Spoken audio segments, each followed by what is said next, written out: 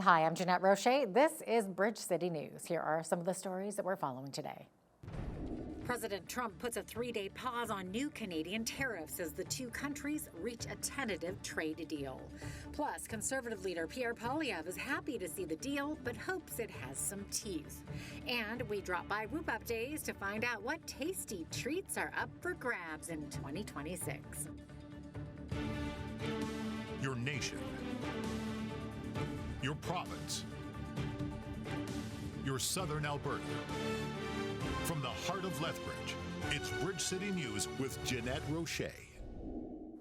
Thanks for joining us. It appears Canada and the United States have a tentative new trade deal. That's the word from United States Trade Representative Jamieson Greer after a meeting in Washington Wednesday with Canada-U.S. Trade Minister Dominic LeBlanc. We're very happy with where we ended up. We worked together across agencies, the American government, the Secretary of Commerce, Secretary of Treasury, myself, Chief of Staff with the President, who had a number of phone calls with the Prime Minister. We're looking at documentation at this point. I have responsibilities to brief Congress on what documents might look like, speaking with American stakeholders, businesses, unions, etc. We feel confident that we've reached an agreement that will not only continue to protect American workers, American jobs, American supply chains, but really strengthen the North American economy and create a situation where North America will continue to be an energy powerhouse, a manufacturing powerhouse, and align on important things like economic security and digital security. So while we certainly, I think, have eliminated some of the irritants that we've had over the past year, we also are taking a strong foot forward on steps. Thank you. Thank you. Merci, Jamieson. Bonne journée. Merci. À bientôt. Just on the question of supply management, I am very confident in these discussions, and as we finalize the final text, as Ambassador Greer said, the Prime Minister was very clear. We needed to protect supply management. We needed to ensure that the supply management regime remained entirely intact, and I'm confident that that's the case. Today's meeting followed President Trump's announcement Tuesday night on his Truth Social platform that he was putting a 3-day pause on 50% tariffs on a host of Canadian goods because there was a deal. Trump said the deal was subject to the finalization of documents. He also referenced the potential renewal of the Keystone XL pipeline from Alberta to the southern U.S., but neither LeBlanc nor Greer mentioned that in their comments to reporters. Prime Minister Mark Carney is set to brief his cabinet and Canada's premiers on the deal. Carney will chair a virtual cabinet meeting and then hold a virtual meeting with premiers. Conservative leader Pierre Poilievre says his party is relieved that there is a 3-day delay on the new 50% U.S. tariffs on some Canadian goods. Poilievre made the comments in Charlottetown, Prince Edward Island. And we're looking forward to seeing the new and excellent deal that is being finalized. One we expect and we believe should include an end to tariffs on Canadians. While we disagree with the Prime Minister making so many concessions with his giving the Americans 50% of the tariffs on a bridge that Canadian taxpayers paid 100% of the cost to build, we still stand by ready to help. We renew the offer we've been making for over a year that we are here to work with all parties, including the government, to fight for a win for Canada. And we hope that over the next couple of days, we'll hear the good news that Mr. Carney will have kept his promise and the Canadians will get a even better deal than we had before. Within all the bad news about wildfires in BC, there is a ray of sunshine. The owners of a Gold Rush-era roadside hotel and former roadhouse are celebrating news that the landmark is still standing after a wildfire came perilously close. The BC Wildfire Service said yesterday that the leading edge of the fire passed by the Alexandra Lodge, which sits next to the Trans-Canada Highway in the Fraser Canyon. Shirley McKinnon and her husband Ken purchased the lodge in 2021. It has been undergoing a huge renovation. The McKinnons say the latest update is a relief. There are still more than 100 wildfires burning in British Columbia, with thousands of people still out of their homes. Overseas, thousands of people in Indonesia are waiting for aid after a powerful 7.7 magnitude earthquake struck off Indonesia's Flores Island on Saturday. According to the country's disaster mitigation agency, at least 73 people have been killed, with more than 900 injured and 60,000 people displaced. The quake caused widespread damage, with buildings collapsing onto parked cars, homes reduced to rubble, and roads blocked by trees and boulders. Miraculously, a paralyzed 84-year-old woman was found alive today, 3 days after the strong earthquake flattened her home. Back here at home, residents in the central Alberta city of Lacombe will come face-to-face with the province's technology minister tonight to share their thoughts on artificial intelligence data centers. It's the first of a series of town halls Nate Glubish will attend after spending years crafting an AI strategy and wooing investors to build enormous computing complexes and the power supplies needed to operate them. Premier Danielle Smith previously promised the AI boom would generate billions in royalties and taxes, use limited amounts of water, and lower electricity transmission costs. Opponents say the government's consultations are somewhat disingenuous, since they are coming after major approvals and announcements on the matter have already been made. Alberta NDP leader Naheed Nenshi spoke about that when he dropped by Bridge City News for a chat with our own Landon Hickok. Nenshi says the UCP only decided to do these town halls after the NDP launched theirs. The funny thing about this politically is when we announced our tour, the Premier's Chief of Staff went on a rant on social media going, "You hate investment, why would you ever do this? This is crazy." And then after we had our first event in Sturgeon County and so many people, it was actually in St. Albert, and so many people came, they launched their own series of tours. And he never did apologize or delete that first tweet. But what is interesting about this is that we're there to listen. And what we've seen from what the UCP is doing, Premier Smith put out a video saying data centers are awesome, and if you have questions, you're just misinformed. So we're there listening. They're there haranguing Albertans, saying, why don't you agree with us? You can see the full interview with NDP leader Naheed Nenshi and BCN's Landon Hickok later in our program. With the Alberta referendum just 2 months away, campaigning has ramped up for those wanting to remain in Canada and also for those who promote seceding from the country. Signs under the Forever Canadian banner have begun appearing across Lethbridge as local volunteers attempt to spread a message of unity. One local volunteer, Al Olson, says he believes his team has already sent out over 2,700 signs throughout the city.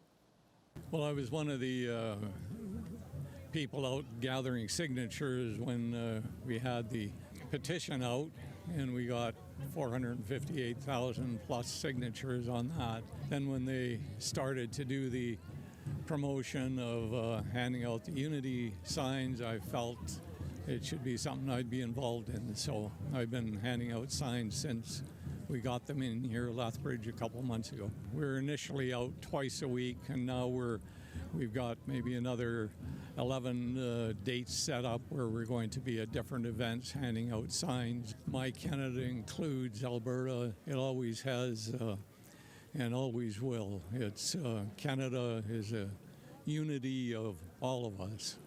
Alberta is a unity of all of us, and that's why the sign says choose unity.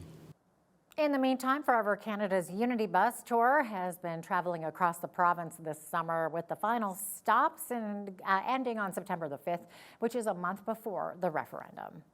Here in Lethbridge, Whoop Up Days is in full swing. BCN's Naveen Day was on the fairgrounds Wednesday to share some of the highlights of the day and tastes of the Midway. During day 2 of Whoop Up Days, the Siksika Itzitapi powwow kicked off with its grand entry. Now, this is the 5th year the powwow has been hosted at Whoop Up Days. Coordinator Eddie Wolfchild says, while powwows are exciting to watch, there is a tireless effort that goes into making the colorful regalia. It's not just something you buy at a department store. Everything is handmade. The beadwork is usually done by families, or people go out and ask others to do the work for them, but you'll see a lot of the beadwork, a lot of it is handmade, and it's intricate work. And same with the other accessories like the bustles and all that.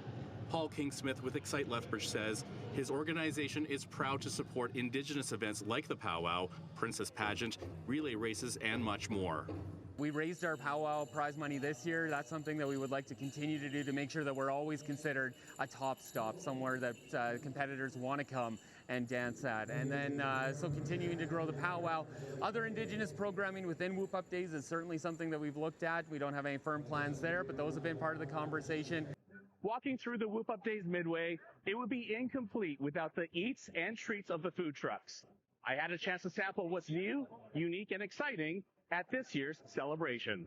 Part of our mission is to promote and support local business. So the fact that we can bring 20, 25 local businesses, some come from out of town for shows like this, but the more local businesses, the merrier, and they can have access to 30,000 people in 5 days is really, we're really proud to be able to offer that.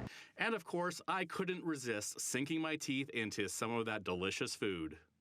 Okay, so I've got the Whoop Up Loaded Dog from the Blues Delight, and then I got a Dirty Soda from Dirty Sodas and Scoops. Let's try out what these are like. So, loaded is definitely a good explanation of this name. You've got some vegetables in here. It's got a nice crunch to it. You've got some sweetness to it, as well as like some umami to it, which is like more of a savory flavor. And this is just refreshing on a hot summer day. So I tell you, if you're hungry and you want to try something new, you should check out some of this food. For Bridge City News, I'm Naveen Day.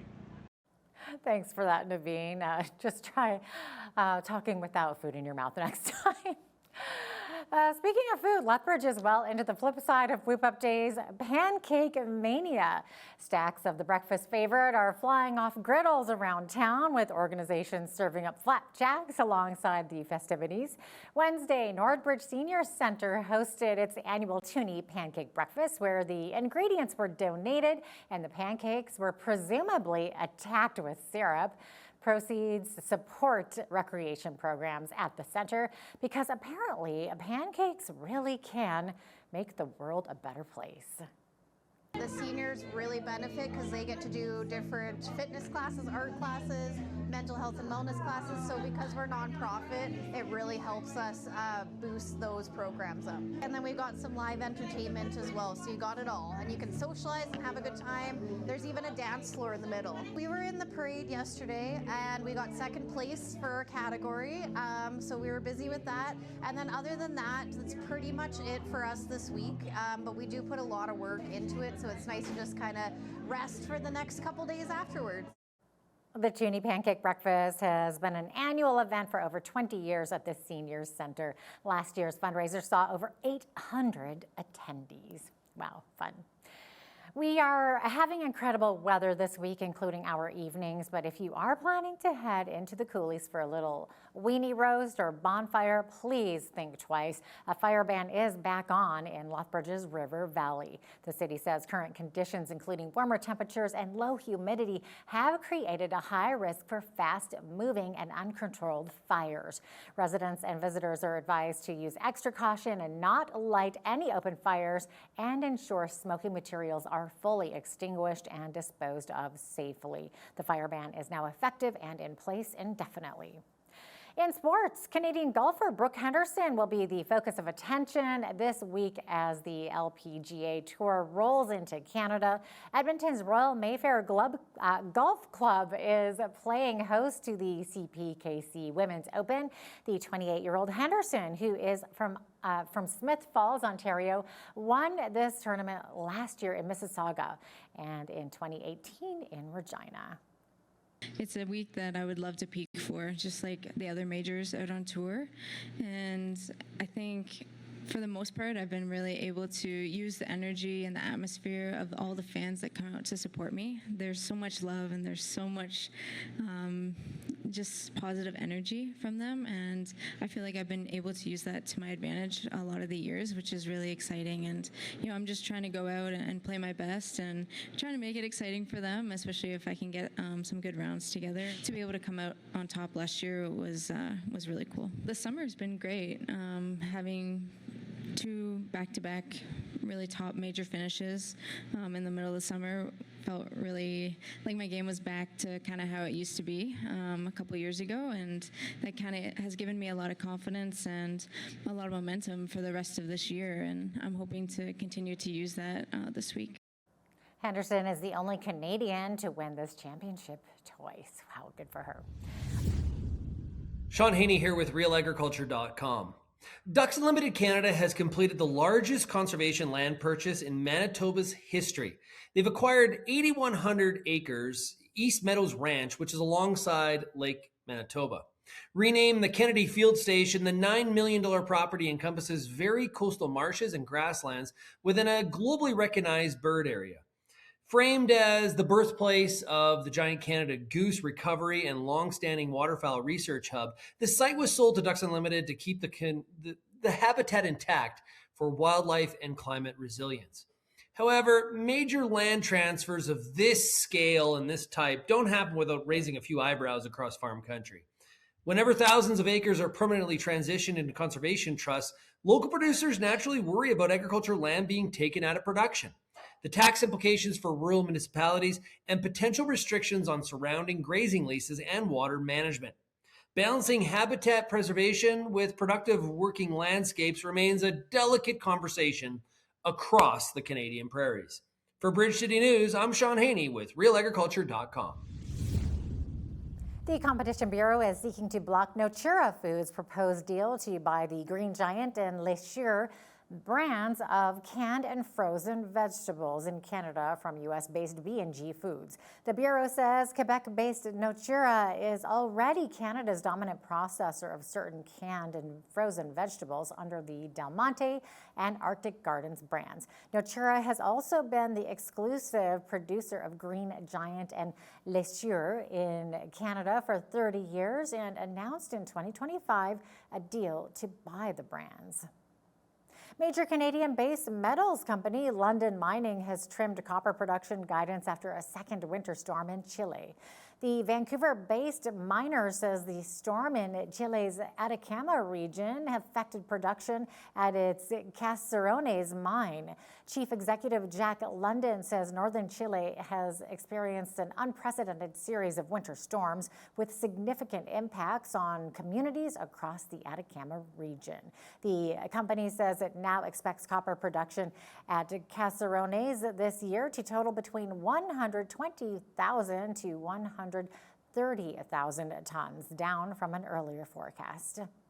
China has kicked off the 2026 World Robot Conference with companies showcasing the country's expanding robotics industry. One of the main attractions is the booth of Unitree, one of China's leading humanoid robot makers, where some of its robots boxed and danced. China opened the 2026 World Robot Conference in Beijing and is putting its rapidly expanding robotics industry on display. Organizers say more than 3,000 exhibits are being showcased at the 5-day event. A major focus is on humanoid robots and artificial intelligence, as Chinese companies race to move the technology from demonstrations into factories and other real-world applications. Organizers say the conference will also examine efforts to produce more key robot components domestically and accelerate the commercialization of humanoid machines. But not everything has to do with industrial use. For example, Lethbridge has developed a robot model for emotional support, like the ones you can see behind me. A little creepy. The conference comes weeks after the U.S. Federal Communications Commission announced a ban on imports of new foreign-made humanoid robots and power inverters, citing national security risks. And now here's a look at today's markets. The TSX was up 33 to 36,401. The Dow was up 119 to 53,463. The S&P 500 was up 16 to 7,707. And the Nasdaq was up 41 to 26,331. West Texas Intermediate Oil was up 81 cents to 85.75 US per barrel. Natural gas was up a cent to 2.78 US. Gold was up 182.86 to 45.1778 US an ounce, and silver was up 3.67 to 66.99 US an ounce. Feed wheat is at $8.41 per bushel. Barley is at $5.99. Canola is at $18.71 and corn is at $7.85 per bushel. Live cattle are down 147 to 223.42. Feeder cattle were down $2.37 to $3.3685. Lean hogs October contract was up 77 cents to $81.50, and the Canadian dollar remained even over the past 24 hours and currently sits at $72.40 US.